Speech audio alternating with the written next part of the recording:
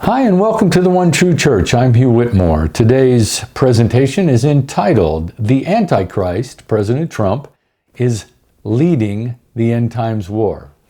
As I speak today, on April 27th, 2026, we are deep into the biblical end times process.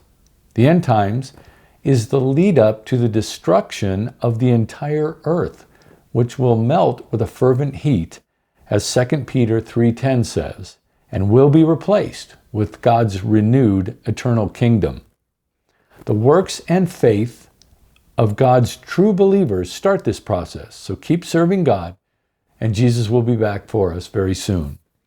The end times process has started several times in history, but has never ended up in God's favor, because the Satanists who run the earth have started huge wars that have destroyed so much property and killed so many people that the satanic energy they created has overcome the glory given to God by his elect and righteous.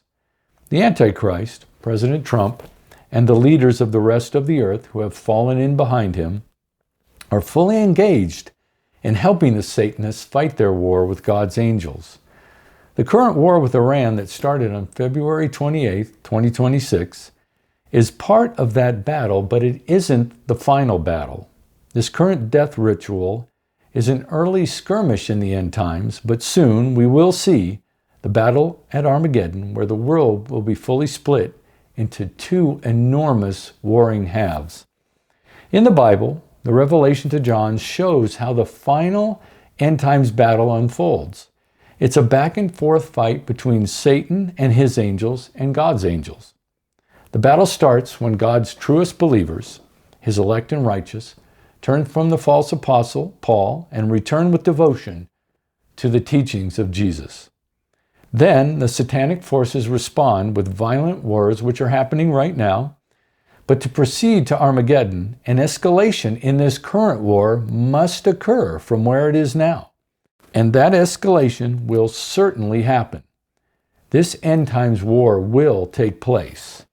China has been selling drones to Iran and providing satellite imaging, and Russia is selling advanced supersonic missiles and military vehicles to Iran. The Houthis in Somalia are helping Iran, and Ukraine is helping the U.S. and Israel. The Satanists are building up toward the big war. This ceasefire that the president announced on April 7th is perfectly in line with the narrative in Revelation that shows pauses in the fighting. And each pause is designed to allow God's most devout believers to further glorify him. So please, do something to praise and glorify God every day. Another biblical indication that makes me sure this war is not over yet is Revelation 13:5 and 6, which speaks of the Antichrist. And he was given a mouth, speaking great things and blasphemies, and he was given authority to continue for 42 months. Then he opened his mouth in blasphemy against God, to blaspheme his name, his tabernacle, and those who dwell in heaven. President Trump threatened to destroy Israel and said in a tweet, and I'm quoting, unfortunately, "Tuesday will be Power Plant Day and Bridge Day. Open the effing straight, you crazy bastards, or you'll be living in hell. Just watch. Praise be to Allah." President Trump said those things. That is blasphemy. The other thing is that around Easter, Trump's spiritual advisor made comments about Trump being like Jesus. And Trump said of Jesus, he was really betrayed. We know the feeling. More blasphemy from Trump, the Antichrist. I'm speculating on this partly, but God may be in the fight already, because the revelation to John describes great energetic firepower coming from the angels in heaven, one of which is in Revelation 8:3-5.